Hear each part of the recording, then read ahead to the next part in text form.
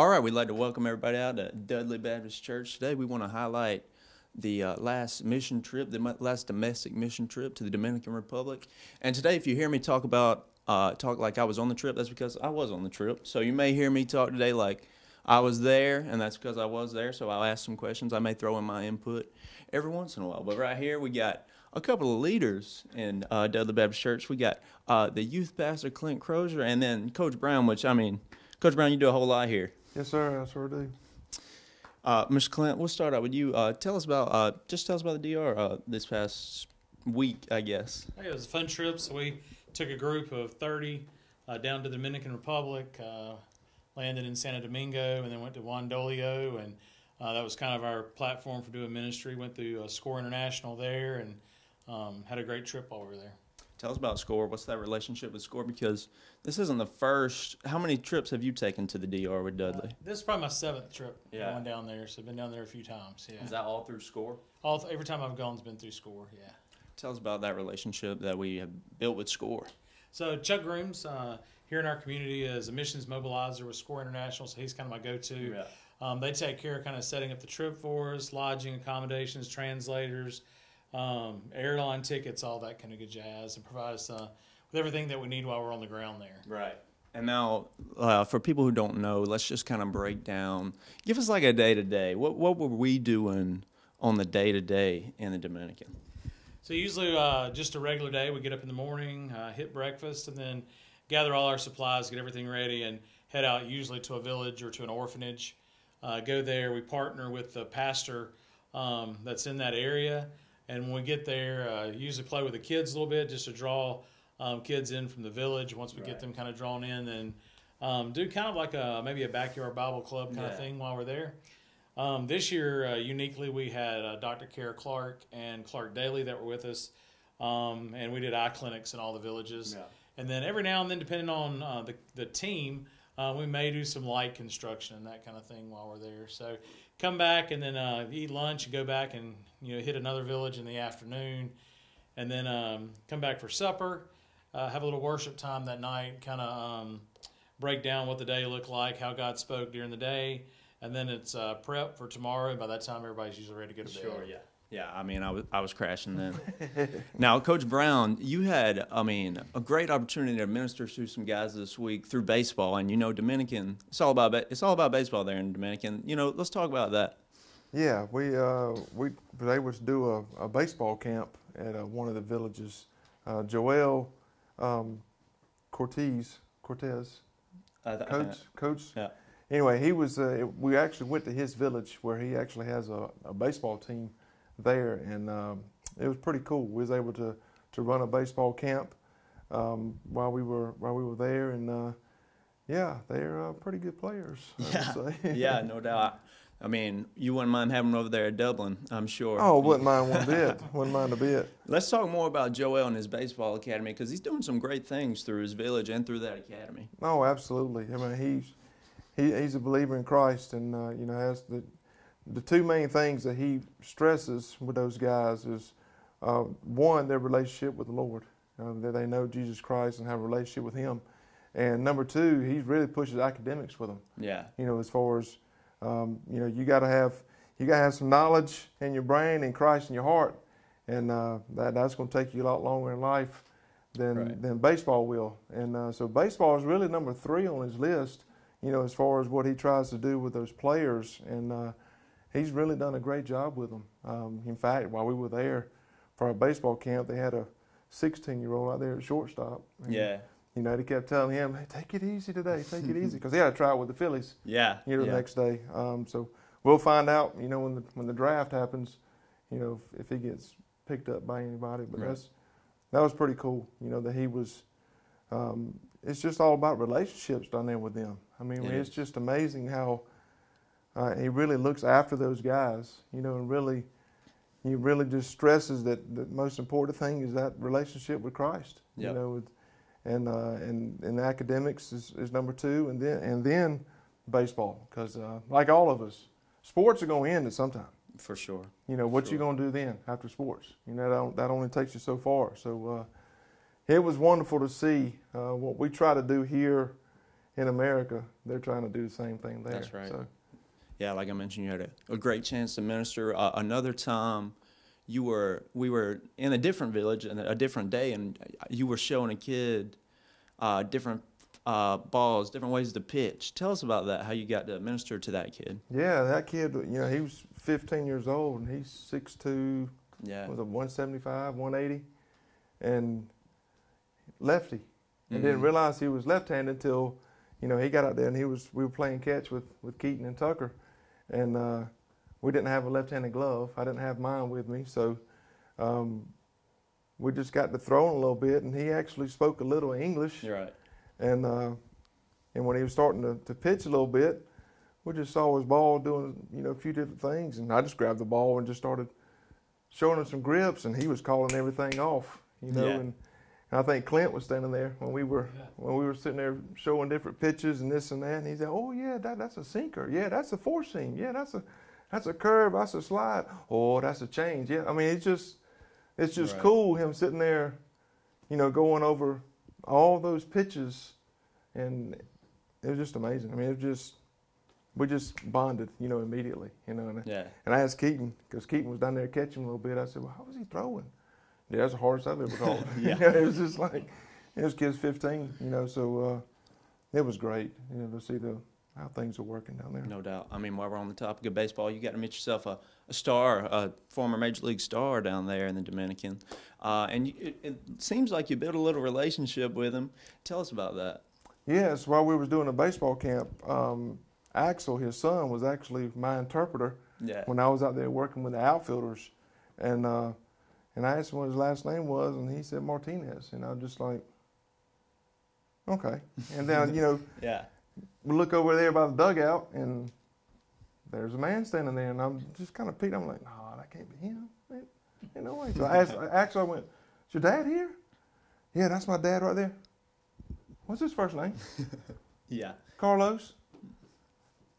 I'll be right back. And that's when I went over there and started talking to him. I went, it was Carlos Martinez, Yeah. shortstop for the Colorado Rockies back in 2004, 2005. Yeah. And, we hit it off real, pretty well, and got to talking, and they live in Arizona now. He's from the Dominican, Carlos is, and he brings Axel down there every summer, to work out with the Dominican players and stuff like that. But, yeah, they live in Tucson, Arizona. So There you go. that was good stuff. Yeah, To for get sure. to meet a former major leaguer. Pretty awesome. So. Pretty awesome. Mr. Clint, let's come back to you. You're the student pastor here. You had a good bit of students on this trip. Tell us about, including me, how were the students this week? 'Cause, I mean, it seems like about half the people that went were around the student age. So tell us about that. So on every mission trip, you try to give, you want everybody to have an opportunity to serve, and so anytime that I can see an opportunity to put students up front, to let them lead. So really, the Backyard Bible Club really is run primarily by students. Right. I mean, whether it's telling the Bible study, whether it's the craft you're doing, whether it's the songs you're singing, the recreation. We as leaders, really kind of sit back a little bit, and our goal is just to equip them, to allow them to minister. And of course, they always do a great job, connect well with the students. The kids in the Dominican absolutely love them, and so it makes it really easy. And it's a lot of fun to sit back and watch that happen. Right, and we were running some backyard Bible clubs, and very similar to VBS, but you're trying to get in an hour. Either you can jump in on this. Let's talk about the difficulties of trying in just 2 hours at this village. Let's do like a backyard Bible club. I mean, it's tough to, build a relationship in that time. Tell us about that. So every village has a pastor that's there, and so our job is really just to come along and partner with the pastor, how that we can best minister to the village. And so it is a quick hit. Obviously, the number one problem probably in the Dominican Republic for us is communication. Yeah. Obviously, the differences in language, and if you don't speak Spanish, that's a hang-up. But we had two great translators, Hector and Joel. They do a great job and connect well with the students and allow us to minister to the children there. The one universal language for everyone is love.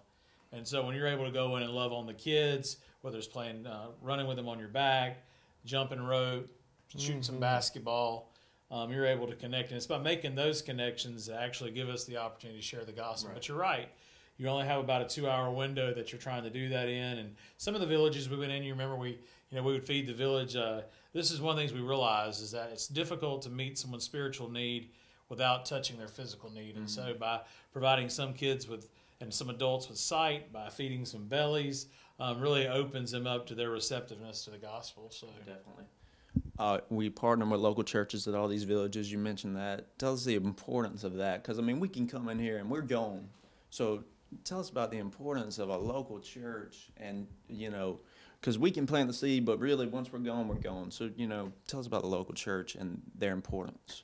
Yeah, if you don't have the local church involved, you're really in trouble because it's just kind of like we're dropping in, dropping out. And then those Dominicans, they don't know whether they're ever going to see you or anybody else again. Some of those villagers will never leave the village. They'll never see the city in their life. And so it's really important that you have the local pastor that's following up with the work that you're doing and that he understands that we're not coming down there trying to dictate to him what we're going to do in the Dominican for him, but we actually go to him and say, what can we do for you that's going to enhance your ministry so that when we leave, that you're able to come in and just continue to equip and minister to the people that are in the village there. Right, exactly. I will ask both of y'all this, and we'll get some more people in here. If you have one takeaway from the week, what could you say? One takeaway from this trip at the DR? Let's see. A takeaway is you go down there thinking that you're going to go bless Dominicans, but you come back being the one blessed. Amen. And out of all the trips I've taken, maybe one of the best groups that I've ever taken on a mission trip. Our team really bonded well together, worked well together. Any mission trip, there's going to be a lot of faux pas, a lot of things that happen that you don't anticipate happening, but our group never complained, just roll with the punches, a lot of flexibility. But yeah, always come back off of a trip thinking that I was going to go help someone else and come back and think, wow, man, I'm the one that came back blessed. So. Yeah. Coach Brown, you got something for us? I was very fortunate that my whole family got together. Aaron was there working with the eye clinic and with the backyard Bible clubs, and Keaton and Tucker both there too. And you and Tucker got to do the Peter walks on water, and Keaton sharing the gospel and doing the feeding the 5,000, and it was just amazing. And we talk about that every night as a family. Of here we make things so complicated. I mean, it's just I mean, the love of Christ and relationships. I mean, that's the biggest thing. And Clint hit the nail on the head when he's talking about empowering the people there. We're loving on them. We're giving a lot of resources and stuff like that. But empowering those that are there, that are going to be there, day in and day out, that was just a blessing. Just to see their faces. And we were well received by everywhere we went. Definitely. I mean, it was awesome to see. Yeah, and you mentioned the relationship part. It's one thing you notice in the Dominican. Like we pulled up one day, and it seemed like the whole town was there and just kind of hanging around together. And that's something that we really don't do enough here, in my opinion. So before we go to a break right here, we really didn't talk about the eye clinic, and Clark and Kara and Miss Erin can't be here with us today. So let's talk about the eye clinic real quick. And what was the eye clinic doing this week? So we'd go into a village and we'd try to get them to pick out maybe the kids they thought that had the worst eyes to come in. And Clark would do, I think, just kind of like the first eye exam, and then Kara would do like a deeper look. And we were so blessed. We took, I think, 200 pair of prescriptive glasses down there with us. And just based on their assessment, could figure out kind of what their eye strengths were. And we had a team of volunteers. Of course, Erin works with them, and so she's extra helpful. But even a couple of volunteers knew nothing about eyes or got trained in how to pick out prescriptive glasses for them. And to get to see a person who hasn't been able to see put on a pair of glasses the first time they can see something, that'll stick with you for a while to see their expression on their face. So, yeah, it was a great thing. And one orphanage we went to, we 100% saw every student in the orphanage and every staff member. So. Right. What was that? Josiah's house? Josiah's house. There was a moment at Josiah's house where we didn't have the correct prescription, right? And then Kara said, "We'll bring it back." And the woman at Josiah's house was like shocked that we were going to do that, right? Yeah, blew her away. Yeah, it blew her away. Yeah, so she had chills and she couldn't believe it. So we only had a pediatric pair of glasses. It didn't really fit the kid, and so Kara took a picture of the glasses, the prescription, and we're having those made. And then Chuck Grooms' church, Journey Church, is about to go back down there. We're going to send those glasses with him. So yeah, I mean, eyes is something, you know, a kid could have terrible eyes and just not think about it and not have the resources to go get those glasses. So an eye clinic is a great thing that we were able to offer this week. So we're going to get some more people in here. I appreciate you, Coach Brown, Yes, Mr. sir, Clam, for man. talking with us today. Fantastic. We'll get some more people in here who went on the trip with us. This is TV 35. Hang around with us. Summer's right around the corner, and you know what that means. It's vacation time. Here at Dublin Nissan, we can get you ready for vacation, whether it's a new Nissan or Chevrolet or just servicing your current vehicle. And guys, if you're looking for a new fishing truck, you can't go wrong with this all-new 22 Frontier. And if your needs are bigger, we got the trucks for you too. It's your choice. I know what mine is. Remember, Don sells Corvettes well. Hurry in to Dublin Chevy Nissan. Ep Lake and the staff at Lakes Alignment has been serving Lawrence and surrounding counties since 1954, offering you the best in suspension, alignment, and tire services. And now Ep and Lisa Lake are proud to announce the addition of Neil Harden and our 24-hour truck, trailer, and tire repair facility with state-of-the-art equipment. Lake's Tire Facility is conveniently located to I-16 and all roads throughout Middle Georgia. Call on us 24 hours a day, 7 days a week for truck, trailer, and tire repair. Call 272-4230, serving the Southeast for over 65 years. Lakes Alignment and now 24-hour truck, trailer, and tire repair. All right, welcome back. We're back from the break, and we got a couple of more people that went on the trip with us. We got Carter and Miss Vicky. And Miss Vicky, Carter's your grandson, right? That is correct. Let's start off about that. Tell us about y'all's relationship. Carter and I have a great relationship. I've been in his life since the day he was born. I was Yeah. actually there when he was born, and he's my little chef. Yeah, that's where I was headed. I hear y'all cook a good bit, right? We do. We're gonna go home and make marshmallows tonight. And what about this pizza I was hearing about just a minute ago? He doesn't like the pizza because it doesn't have a crust, but he'll eat it. Yeah, he will. He will. Carter, tell us about Miss Vicky, your grandma. So Miss Vicky's been in my life my entire life, and Yeah. I've been cooking with her for as long as I can remember. Carter, let's start out with you. This was your first mission trip with Dudley, right? Yes. So I mean, you probably didn't know everybody too well. It's like you didn't know many people, or let's say the people you were rooming with. You were rooming with me, Keaton Tucker, Chandler, and Levi. I mean, I didn't know you well. So, is there any intimidation in that? I mean, you're coming into this and you don't know too many people. I mean, no, not really. I just went in the room and we were rooming together, so I figured we'd get to know each other pretty well. Sure. Carter, you're a little bit younger than me, so in some of the villages, maybe you were able to build some better relationships with the younger kids. Maybe tell me about that from your perspective in the villages. So I really didn't get to be friends with that many children, but Right. there was one at Village 14. He wanted me to be a horse. Yeah. Yeah. So, I bet you became a horse, right? Yeah. Miss Vicky, tell us about this week for you.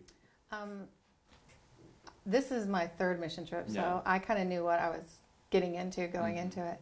It's just a surreal, humbling experience being able to go and help. You think you're helping them when they're actually helping you in your growth as well. Just they're grateful for just a pan of water and to give the baby a bath and a half an inch of water. And we see that walking down some of the Yeah. villages. You see the mom giving the baby a bath in a pan, and then he runs around naked. Yeah, it's really humbling experience, a It is lot of very it. much. Talk about how you are able to get blessed and give us some, examples. You talk about how you think you're blessing them, but you really want to get them blessed. Tell us about that. Just being able to see the joy in their face from a simple coloring page. Right. Our kids are like, I'm not coloring, that's too babyish for me. When you will have Yeah. adults there coloring, and that is the joy of their year, a coloring sheet with crayons, a slingshot, a rubber slingshot, that was the best 10 cents we ever spent, Yeah. you know? I got hit with a good bit of them. Yeah, the simple joys that we would take for granted, that is their greatest pleasure. Mm-hmm. And that, to me, is a very uplifting thing, because it makes me more appreciative of the things that I do have Right. that some people might not. Definitely. And I remember we went into an orphanage, and there were some older kids, and I was like, oh man, this is no good. They're not going to want to do our coloring and Yeah. sticker pages. But you're right. I mean, it's a humbling. Miss Vicki, you've done VBS here when I was little. Mm-hmm. So tell us more about the differences, and it's really similar what we were doing there in the Dominican. Right. So tell us about some of the. In our backyard Bible clubs, we always did the story. Mm-hmm. We would do a craft if we could. We did make salvation bracelets and the fish and loaf bracelets. But it is more like you're crammed in.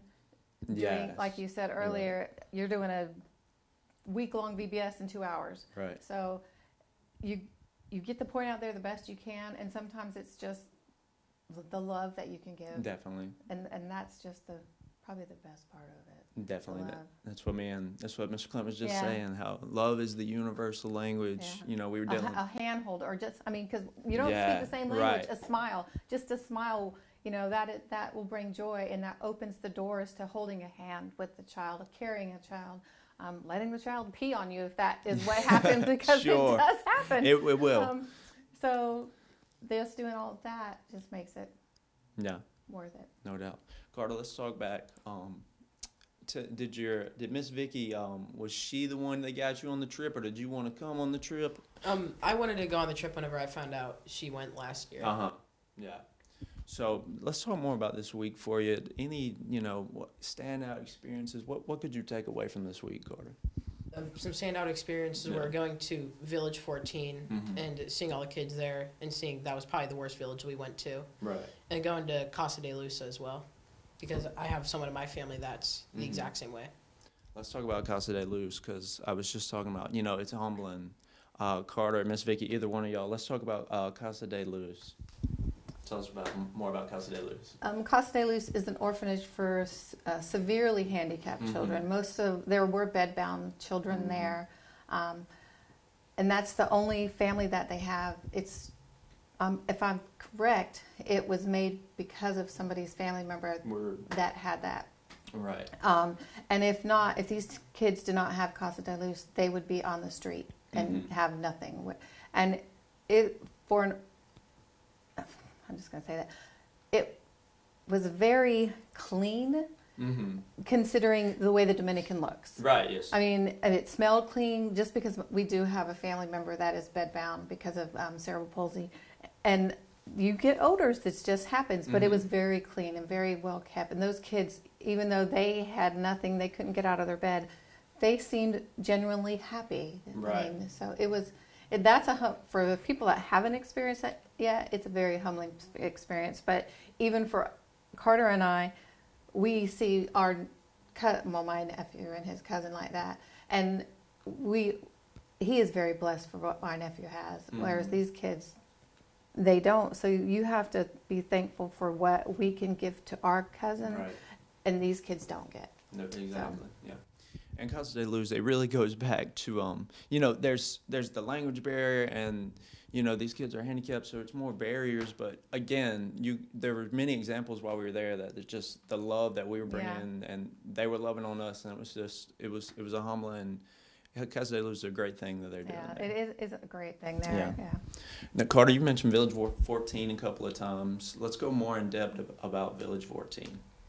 So Village 14 is a sugarcane village built by this millionaire, I'm guessing in the United States, that essentially puts them there and makes them farm sugarcane. It's essentially modern-day slavery. Yeah. And the reason why I've been going on about Village 14 so much is it was my favorite. The children there were very nice, and they just wanted to play around. Yeah, Village 14, it touched me for sure. On the way to Village 14, we were on our bus, and Mr. Chuck, who works with SCORE, he's sort of our tour guide, if you will. He said he was going to show us the school, and the kids have to walk to the school, and we were on the bus, and he said he was going to show us the school, and show us where they walked to school. And he showed us the school, and they were like, all right, we must be pretty close. But no, we were 4 or 5 miles away from the village. It was a good, 10-minute bus ride right. to the school. I mean, that's a hefty walk right there. Yeah. For sure. So I asked Mr. Clanton, Coach Brown, if you had one takeaway for yourself, what did you learn this week, experience, anything. If you had one takeaway this week, what would it be? Is that a lot of people in the United States take things for granted, like Sure. clean water and food. The kids at Emmanuel House really liked the food that we gave them. It was just graham crackers and fish. Yeah. And that I reiterate that it's just we do take a lot for granted here in the United States. Even just our religion, for one, is taken for granted. Because we can do whatever we want, whereas there, some of them don't even have a church to go to, and if they do, they don't have any air conditioning. Right. We can thank God for the air conditioning. Yeah. I mean, they have fans and they just blow hot air around. It's just being thankful for what we do have, the love we have, and the love we have for Christ, and getting to share that with those over there. That's what it's all about, that love for Christ. Is what we're trying to bring to the Dominican. Carter, you think we'll see you back at Dudley some more and some mission trips with us? I'm hoping I can go again next year, but my dad's retiring from the Air Force. Okay. Around the same time. There you go. I'm sure Miss Vicky will want you there with us. Yeah. Miss Vicky and Carter, thank you for talking with me today on TV 35. Y'all hang around with us. My name is Phil Patel. I am one of the part owners here and the general manager here at the Hampton Inn and Suites. First time when I got introduced to Morris Bank, the people were so friendly and helpful. You feel like that you are appreciated there. At Morris Bank, everybody down at the bank is so friendly, and not just to myself, they're just friendly to everybody. They want us to succeed because our success is their success at the same time. That makes a lot of difference, and they're always there for us.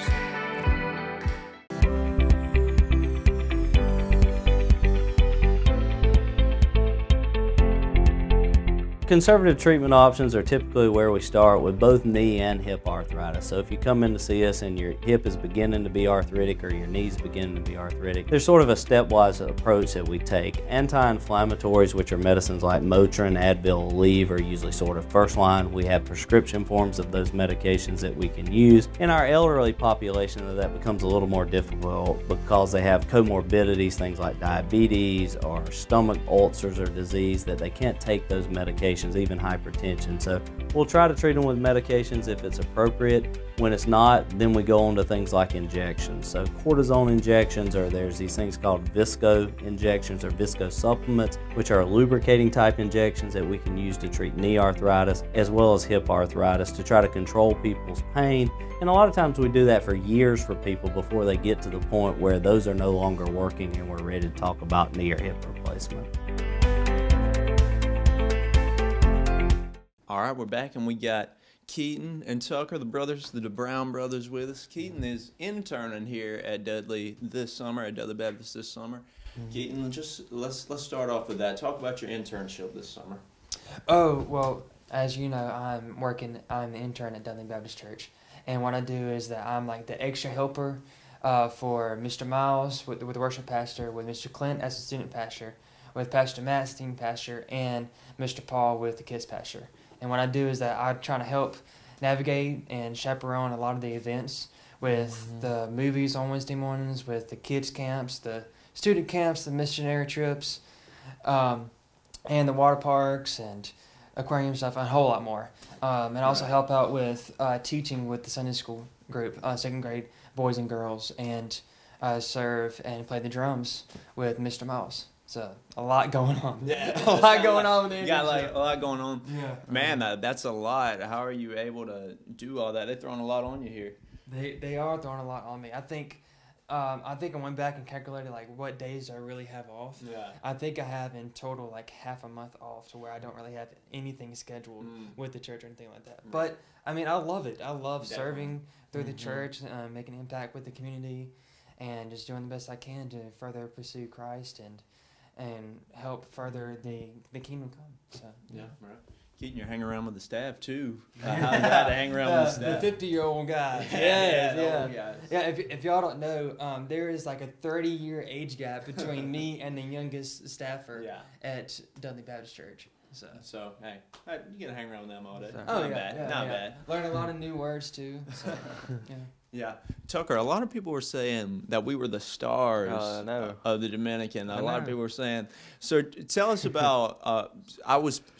We haven't really touched on this, but I was Peter, and Tucker was Jesus, and we would act out Peter walking on water 3 times. Yes. I guess. Yes.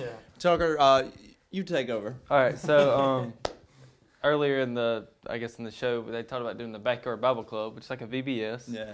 And you start out getting all the kids together, and you do this Bible story. Well, the Bible story for our week was Peter walking on water, and it was a skit that we had to act out, and there was 2 characters, Peter and Jesus. Well, I gave Jackson the choice.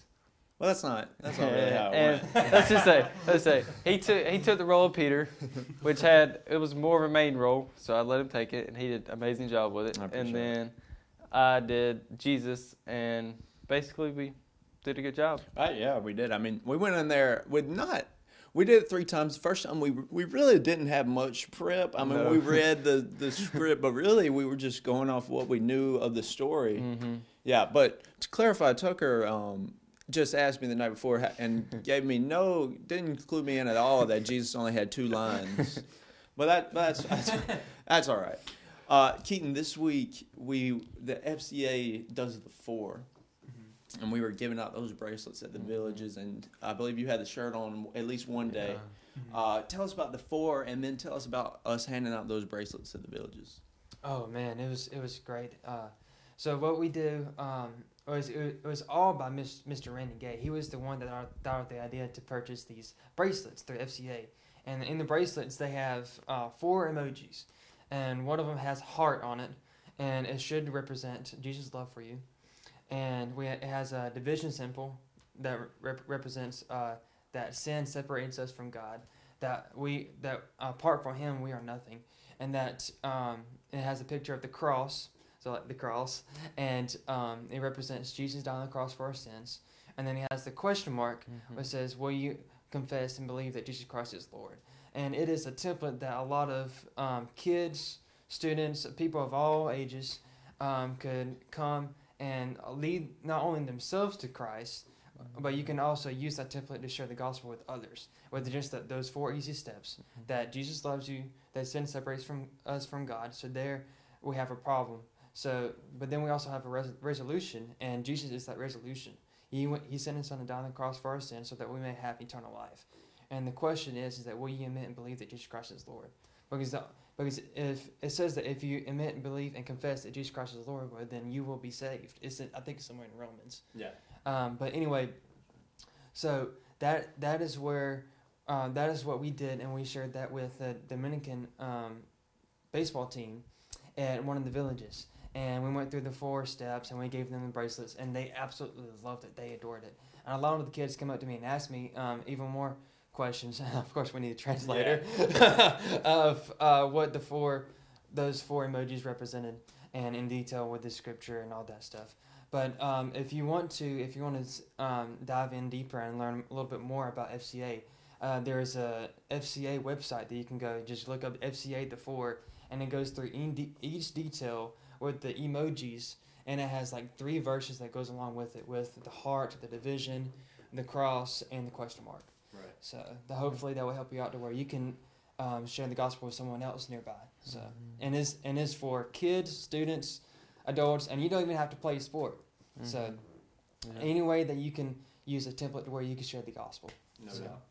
Yeah. Shout out Joel and Hedger though, our translators. We couldn't do it without them. Couldn't do it without them. Keaton, so FCA it does the 4. Let's talk just a little bit about FCA, because when we were in high school, both of us were in high school. You were always heading up the FCA, so let's talk about FCA as an organization. Okay, so Fellowship of Christian Athletes. That is what FCA means. It is a platform or an outlet to where a lot of athletes that are Christians, they can use that platform through their teammates and through their teams and through their coaches. They can even influence their coaches to where they can share the gospel with people there. And what we would do at West Lawrence, and I think they do it the same way at Dublin, East Lawrence, and Trinity. I think he's starting one at Trinity too.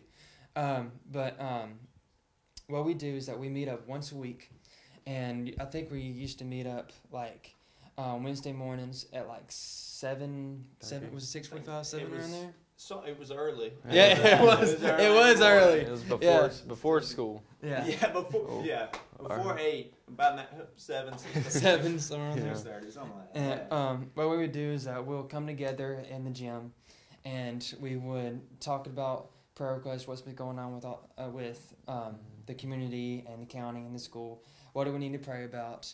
And then sometimes either it would be me or 2 other people that will come up and share a little devotional of what God has laid on their hearts and what we could do to further advance the gospel at the teams. And then afterwards, we'll usually, if we have enough time, I think we did this once a month. We would like have games put together. We would play like Play 9. We would throw the frisbee. We would throw the football, and we'd just hang out and just fellowship together. And that's what we do. And that's just for a Wednesday morning that we do every week at our school. Yeah. And that's there's so much more besides that. We have student pastors, we have pastors, we have a lot of men, like a lot of coaches, and we have a lot of athletes that step up to the plate. And that what they do is that they share the devotional usually once a week with the team, or as a chaplain for that team. And they usually share many multiple ways and help encourage them to where they can share the gospel to others, not only through the team but through the school also. Yeah. So yeah. And we'll go back to the 4. I think what's great about the 4 is, we're there when we would go to these villages in the Dominican. We were there for a really short time, but we had out these bracelets, and we would get you to explain the 4, and it's really simple messaging with the emojis. It's a great way. It's a great tool, really. It's a great way to remember. Now, Tucker, I did talk about this with your dad a little bit. Through baseball, you had a chance to minister and to grow some relationships in the Dominican. Tell us about that. Like earlier in the show, my dad talked about we did a baseball camp with our interpreter's village, Joel, and there's some pretty good ball players down there. That's the first thing I learned. And the other thing is just their willingness to just learn more about the game, learn more about our country, learn more about Christ. And that's when we use our baseball cards to get their attention. And Mr. Thomas Wicker, he's not able to be here today, but he did a little illustration with how all these big-name MLB players, professional, that have come from the Dominican, saying out, this baseball card has all their stats, but that's not what matters. It's what matters in their heart. So it was just cool to be able to, I guess, have fun with them, have fun playing baseball, and then also having the opportunity to share Christ with them. For sure. I thought that was a great illustration by Mr. Thomas. Got their attention, too. I mean, my attention. I know.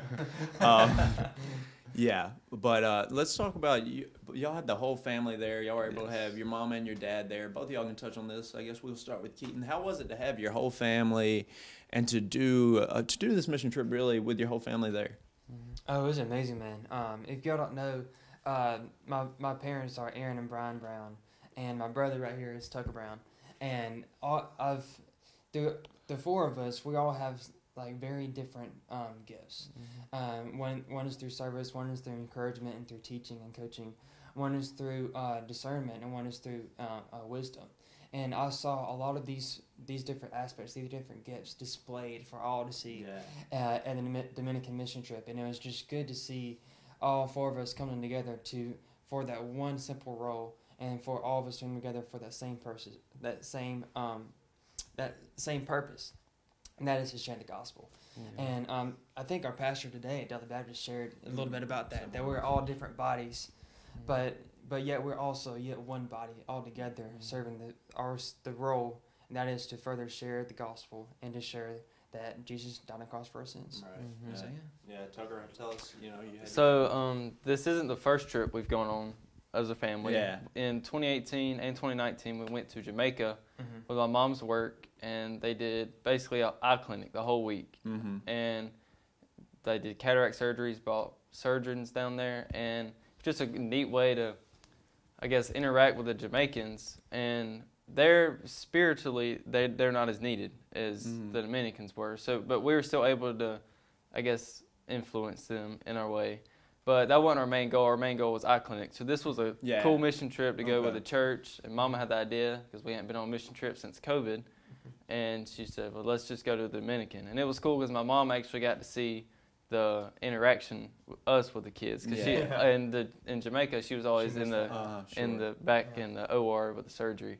But it was just cool as a way for the whole family to be there and us to. Because I mean, Dad, he's not with the eye clinic, but baseball was his gig. So that day, I mean, he loved that day. Yeah, Dominican he was on cloud nine that He day. was. I mean, there was baseball fields about everywhere you went. I'm sure I was loving it. I'm sure he was. So, I mean, it was pretty awesome. Everywhere. Yeah, but awesome for y'all to have your family there. So I'm gonna throw y'all a little curveball here. All three of us, we've grown up together at the same age. Miss Verna May is not here with us today, but we need to talk about Miss Verna May. Miss Verna May went on the trip with us. Keaton, let's start with you. Tell us about Miss Verna May. Just give us a rundown of Miss Verna May right here. Oh, well, Miss Verna May, she worked as the nanny, I guess you could say, with with the church for I think over 30, 35, 40. It was over 40 years. Over 40 years. Over 40 years. And I think the oldest one. Now I think she even nannied like David Garrett. Some of y'all may know him. He's the Still Fab president in Texas. But whenever she first worked at Dudley, she first nannied DJ, and so that tells you how long that she has been there. But she just recently retired this past fall semester, and she said that she felt like she just been missing out with interacting with the kids, and just helping them with their school and their necessities that they need, and so we felt like it was for her need, and well, actually not us, but Paul felt like she really needed something different, and so what Paul did was that he asked if she can take his spot to the Dominican Republic, and reluctantly she said yes, 100%. She would love to go, and so without hesitation. We got her a ticket and a passport, and she went on the Dominican Republic mission trip, not even thinking about what an impact that she would make, but also would make on herself. Because we saw her, it was just really good to see her, because no matter what orphanage or what village we went to, she was the top dog. She was the head of the whole backyard Bible study operation. She had the jigsaw puzzles, she had the drawings, she had the pictures, not pictures, they were like stickers that told the story of of Peter walking on water, and it was just so good to see her in action, and it really filled my heart all the way to the brim to just see her in action again and see that smile again, and you could tell that she was in heaven. Like if there was such a place for Miss Verna May to call heaven, it was that place there. To just go serve with the kids and all the orphanages, and on the way back, I was in charge of helping her with her luggage and everything, because she's in her 80s now, right? I think 70s. Yeah, I think past 70s. 70s. Something like that. Anyway, she's old. She's old. So she needs some help with her. She don't look it. She don't look it though. She doesn't. But anyway, so we just got to talking a little bit. I got to talk to her on the way back home, and she said that I asked her, I was like, would you go back to the Dominican Republic and do this again? She said, oh, like without hesitation, I would love to go. I would love to go back. But yeah, she has that love for the kids, and it was just good, so good to just see her in action again. Yeah, I mean, I'd be lying if I said it wasn't one of my highlights, because I just loved and enjoyed to see her just do her thing over in the Dominican. It was awesome. Tucker, how if you got anything about Miss Verna May? Keem, he summed it up. But for I think it was maybe 43 years that she worked in Dudley in the nursery. So for somebody to work that long, that is a true testament of who she is and who her heart is, and her love for the Lord, love for the kids. So. And I guess we're all teenagers. You're over 18. I'm about to turn 18, so we're about to be all legal adults. And I haven't really seen Miss Verna May since I was a little toddler. So it was just nice to just be around her for a week and just see the impact that she really had. Because I mean, she's impacted everybody's life. She has. I think that all three of us right here. Just this come through Dudley, and it's just a true testament of who she is. And that week was amazing just to watch her. Right.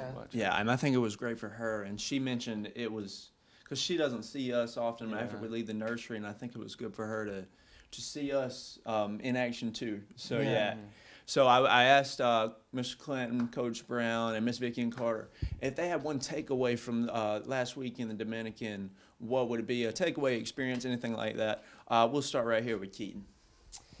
Oh man, is that love is a universal language, man. Is that no matter where you go, no matter what country you go to, no matter if there's a language barrier, is that Jesus Christ overcomes all that stuff. Is that I think is somewhere in 1 Corinthians, it says that love, it does not envy, it does not boast, and that it expels all things. It overcomes all things. And we really saw that come into fruition in the Dominican Republic. Because honestly, we couldn't speak their language. Yeah. But what we could do is that we could share the gospel, and we can show how passionate we are with our emotions and with our mannerisms. And I think that really honed in on what our mission was there. And I think I hope and I pray that it really touched the kids, because I could see the joy from the kids whenever we just share the gospel with them and just share the different stories, and then we just interact with them. But yeah, it's just that love is universal love. So, I think for me it was how much we take for granted here in the United States. Just, I mean, even we're in this room right now with working in electricity and air conditioning, but just that the love that those children had for us. I mean, some of those kids never left the village, and we were probably maybe the only people that didn't live in that village that they see. Sure. And they're just so content with what they have. And the joy that it had a very big impact on my heart, and that I really wasn't expecting when I got down there. So I guess just the love that those kids just welcomed us with open arms, and they were willing to bear with us we had to be flexible sometimes. But it was just a very awesome week. Yeah, it definitely something I've realized myself is what I take for granted, and like you said, I mean, we take a lot. Keaton said. We were dealing with language barriers and those difficulties. If you have any experience, with the language barrier, just share that with us. Oh, it was rough. It was rough. Because coming in, I think I knew like a few words. I think I knew Muy bien was very good. Right. I remember como esta was like, how are you doing? And I remember like, hola is hello. And I think that's it. That's all that I remembered. And that's about all that I accumulated through my one Spanish class, because I was supposed to take Spanish too, but I couldn't take it because of COVID. So I didn't really know a whole lot of Spanish. But coming back, returning from Dominican back home, I learned a lot. But it was really hard to share the gospel through that. But then we had Joel and Hector, who were just tremendous. And we also had Mallory too, who were there to help us share the gospel with them, and they were so good to us and so patient with us whenever we try to have just a normal conversation with people there. Right. Yeah. It's definitely a challenge. You got anything? For sure. You got anything, Tucker? Not much. Yeah. Like you said, we were able to just show the universal language of love to them. Definitely. I mean, that's what we had to bring. That's all we had. Yeah. Well, I took Spanish too, and I didn't know much more than you did. So don't worry there. Yeah. Tucker, Keaton, I had a great time with y'all in Dominican. Thank you all for coming today, talking with us, talking with me. Thank y'all. We'll get one more in here. Thank you. This is TV35. Thank you. Stay with us. Hi, I'm Kyle Gerard with A+ Flooring and Construction. We're extremely excited about our brand new location here on 371 Georgia Highway 338, Dublin, Georgia. Just a small drive to the country. So come out and see us at 371 Georgia Highway 338 in Dublin, Georgia. Or give us a call, 478-676-2662.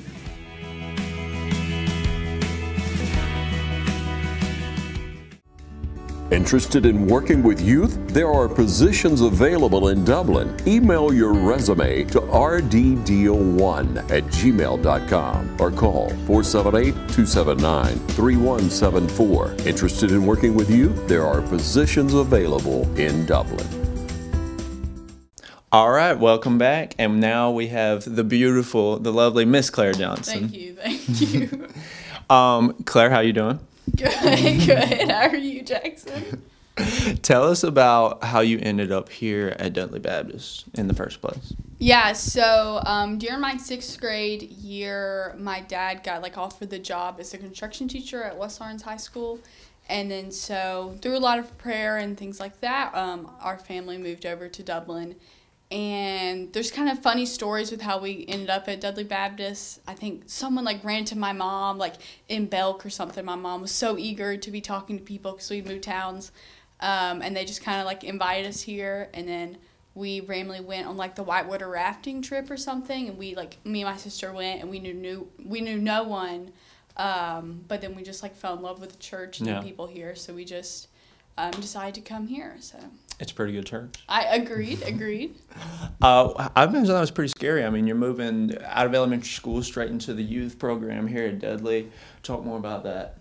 Yeah, it was, we were really involved in our church and where we used to live, so coming here was definitely an emotional time, a lot of stress, but I would say definitely all worth it. I grew a lot spiritually because obviously I had to depend on the Lord a lot in that during that time period, and I grew really close to my family, but the church family here definitely helped me get involved and get through that part of my life. Yeah.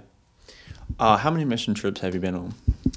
I don't know the exact number. I have gone on one every summer since probably about 5th grade or something like that. So 7. Yeah, minus the COVID year. Okay. So 6-ish. Something 7. like that. Yeah.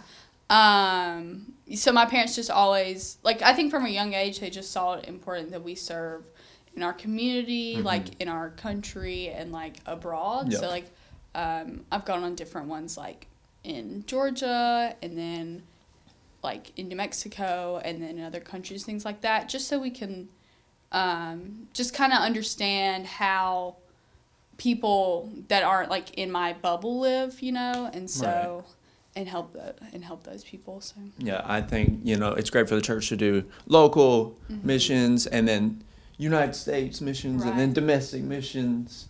But so you've gone on one mission trip a year for a few years, starting when you were younger, obviously. So talk about how, I don't know, if your views have changed, or if you see anything differently than you did, or how has the mission trip changed since you went originally in 5th grade? Yeah, so I think when I went in 5th grade, it was kind of whoa, cool, I get to get on a plane, I get to go, whatever, and so maybe, I guess I didn't see everything how I see things now, you know, just through maturing since I was, how old, 10 something like that, into now, and I think just seeing how the importance of the local church, I feel that's been a big thing I've realized is how we all different parts of the world, we're all serving the same God, worshiping the same God in our local churches and things like that, and so just different things like that. Yeah, I think that's an amazing thing to realize. When I was when we went and I was there, and I was wow, all these people, and we're all serving and working for the same God, and it's cool to see those local churches and just work with them. Tell us about your experiences this past week in the Dominican.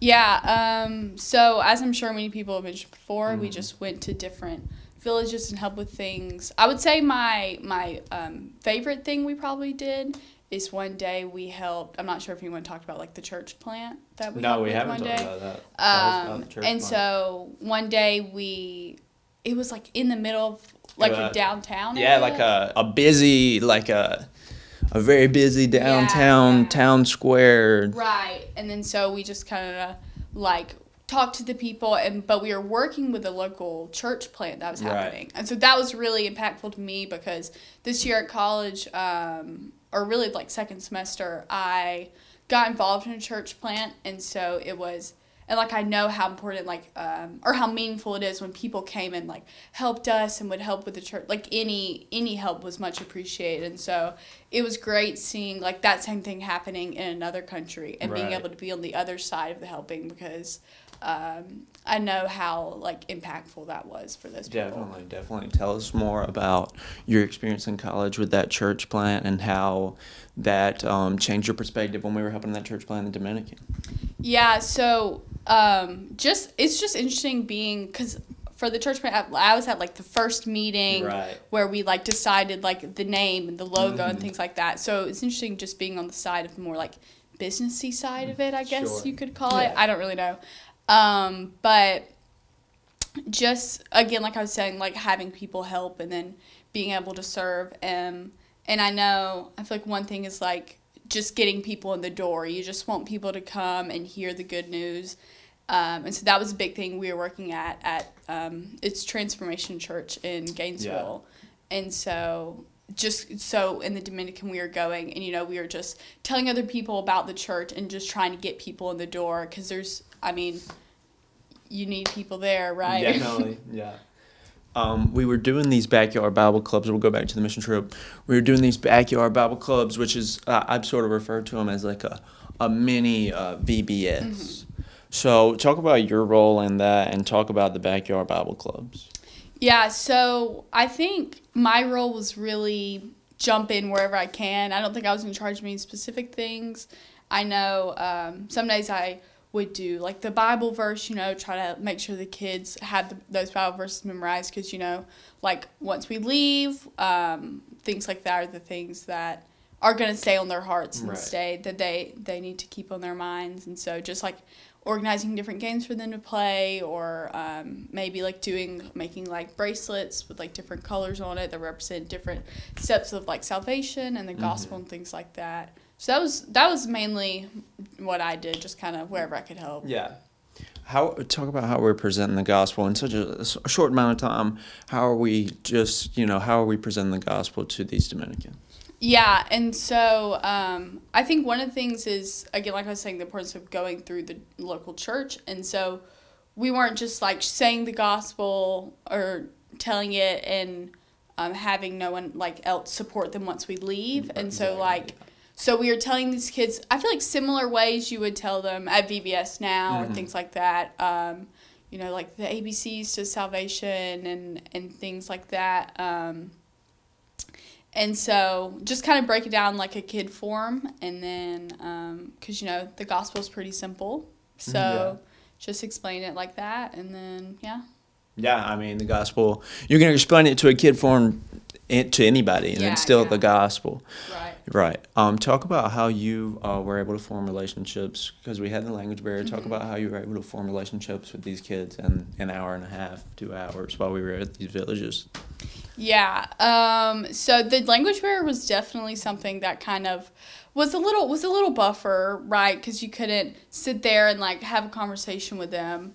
But I'm always surprised like how much like hand signals and things like that correspond through languages. Yeah. And I'm sure you relate, because you've had a bunch of weird hand signals with all the kids and things like that. Yeah. Or just like playing Miss Mary Mac or whatever, just things like that, to be able to like get them involved, and or just like blow some bubbles or things like that. On our last day at one of the villages, you were the arm wrestling champion. Some people are calling me that. A lot of people are calling you the arm wrestling champ. Yeah. Talk about that. Yeah, that was a pretty interesting experience. We were outside on like, it was like a basketball court outside, and some little boys were challenging Jackson to an arm wrestle, and then I think one of them pointed at me maybe, and so I got down on the ground and I was arm wrestling them.